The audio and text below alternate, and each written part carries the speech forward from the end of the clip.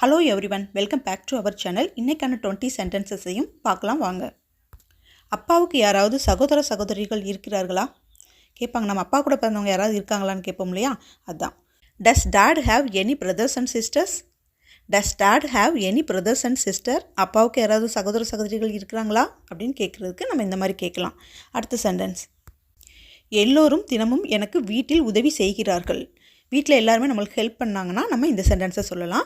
Everybody helps me about the house everyday. Everybody helps me about the house everyday அப்படின்னு சொல்லலாம். John மற்றும் அவரது சகோதரிகள் அற்புதமான குரல் வளங்களை பெற்றுள்ளனர். மியூசிக் கெரியர் உள்ள ஃபேமிலியிலலாம் பாருங்கள், பெரும்பாலும் அந்த வீட்டில் இருக்க எல்லாருமே நல்லா பாடுவாங்க. அந்த மாதிரி தான் இது. ஜான் மற்றும் அவரது சகோதரிகள் அற்புதமான குரல் வளங்களை பெற்றுள்ளனர். இதுக்கு John and his sisters have got wonderful voices. John and his sisters have got wonderful voices அப்படின்னு சொல்லலாம். அடுத்ததாக, ரவிக்கு ஃப்ரிட்ஜில் ஜூஸ் இருக்கிறதா? ரவி வந்திருக்கான், அவனுக்கு ஜூஸ் இருக்கா ஃப்ரிட்ஜில் அப்படின்னு கேட்போம் இல்லையா, அந்த மாதிரி கேட்கும்போது does Ravi have any juice in the fridge அப்படின்னு கேட்கலாம். Does Ravi have any juice in the fridge? ரவிக்கு ஜூஸ் ஏதாவது இருக்கா ஃப்ரிட்ஜில் அப்படின்னு கேட்குறதுக்கு இந்த மாதிரி சொல்லலாம். எனக்கு ஆங்கிலம் தெரியாததால் அந்த மனிதரை பற்றி புரிந்து கொள்ள முடியவில்லை. ஏன்னா ஆப்போசிட்டில் இருக்கவங்க வெல் ஸ்பீக்கராக இருப்பாங்க இங்கிலீஷில். ஸோ நம்மளுக்கு இங்கிலீஷ் தெரியலனா அவங்கள பற்றி முழுசாக நம்மளால் புரிஞ்சிக்க முடியாது. எனக்கு ஆங்கிலம் தெரியாததால் அந்த மனிதரை பற்றி தெரிந்து கொள்ள முடியவில்லை, இல்லை புரிந்து கொள்ள முடியவில்லை.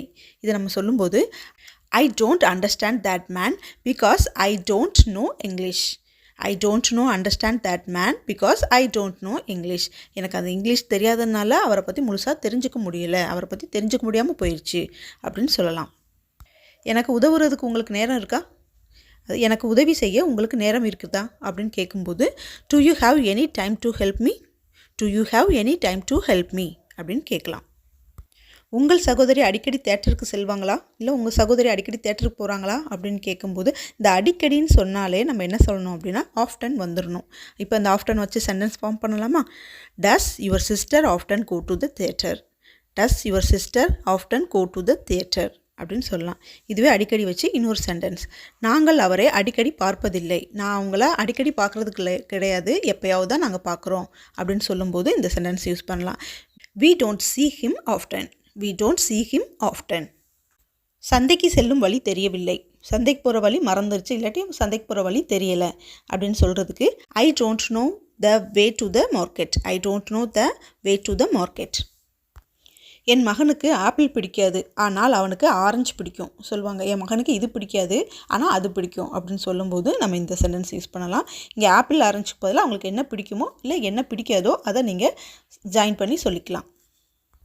My son doesn't like apple but he likes oranges. My son doesn't like apples but he likes oranges. நேற்று என் தந்தைக்கு ஒரு கடிதம் எழுதினேன். Yesterday I wrote a letter to my father. Yesterday I wrote a letter to my father. நேற்று என் தந்தைக்கு ஒரு கடிதம் எழுதினேன் அப்படின்னு சொல்கிறதுக்கு நம்ம இதை யூஸ் பண்ணலாம். அவள் முதல் பார்வையில் அவனை காதலித்தாள். அவள் முதல் பார்வையிலேயே அவனை காதலித்தாள் அப்படின்னு நம்ம சொல்லும்போது she fell in love with him at first sight. She fell in love with him at first sight. எப்படி உன் முடியை வெட்டின அப்படின்னு கேட்பாங்க. ஏன்னா அடிக்கடி முடி வெட்டாதவங்கள என்ன திடீர்னு முடியெல்லாம் வெட்டிட்ட, எப்படி முடி வெட்டின அப்படின்னு கேட்போம் இல்லையா, அந்த மாதிரி கேட்கும்போது how did you cut your hair? How did you cut your hair? இந்த வேலையை எப்போது முடித்தீர்கள்? இது கேட்பாங்க. என்னடா என் கூடயே இருந்த எப்படா இந்த வேலையை முடிச்ச அப்படின்னு சொல்லி நம்ம கேட்போம் இல்லையா, அந்த மாதிரி கேட்கும்போது when did you finish his work? When did you finish his work? எப்படா இந்த வேலையை முடிச்ச, எப்போது இந்த வேலையை முடித்தாய் அப்படின்னு கேட்கலாம்.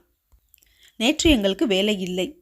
அப்போ நேற்று வேலை இல்லாமல் ஃப்ரீயாக இருந்திருக்காங்க. நேற்று எனக்கு வேலை இல்லை அப்படின்னு சொல்லும்போது we didn't have any work yesterday. நேற்று எனக்கு எந்த வேலையுமே இல்லை அப்படின்னு சொல்கிறதுக்கு we didn't have any work yesterday அப்படின்னு சொல்லலாம். நான் குழந்தையாக இருந்தபோது பள்ளிக்கு தாமதமாக வந்ததில்லை. இது பெரும்பாலான எல்டர்ஸ் எல்லாம் சொல்லுவாங்க.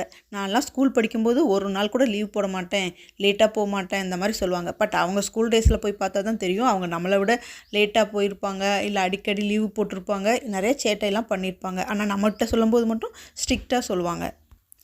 when I was a child I was never late for school. when I was a child I was never late for school. நான் குழந்தையாக இருக்கும்போது ஸ்கூலுக்கு லேட்டாக போனதே இல்லை அப்படின்னு சொல்லுவாங்க. ராஜு கடந்த கோடையில் செய்ததை நினைத்து சோர்வடைந்தான். அப்போ செய்ததை நினைத்து சோர்வடைஞ்சிருக்காங்கன்னா அப்போ எந்த அளவுக்கு அவங்க செஞ்சுருப்பாங்கன்னு பாருங்கள். Raju tried to remember what he had done last summer. Raju tried to remember what he had done last summer. அதாவது லாஸ்ட் சம்மரில் செஞ்சதை நினைக்கும் போதே என்ன ஆயிட்டாங்க, டயர்ட் ஆயிட்டாங்க. அந்த மாதிரி சொல்கிறதுக்கு இதை சொல்லலாம். தேர்வுத்தாளை பார்த்தபோது பேராசிரியர் பல தவறுகளை கண்டறிந்தார். இது எல்லாருக்குமே தெரியும். எல்லார் பேப்பரில் என்ன செஞ்சுருப்பாங்க, நிறைய மிஸ்டேக்ஸ்லாம் பண்ணியிருப்பாங்க. அதுலேயும் ஒரு சிலர் அதிகமான மிஸ்டேக்ஸ் இருக்கும். Looking through the paper, the professor found several mistakes. Looking through the paper, the professor found several mistakes. Final sentence. Raincoat மற்றும் குடை இல்லாததால் அவர்களால் வெளியே செல்ல முடியவில்லை. They can't go out because they don't have raincoat and umbrella.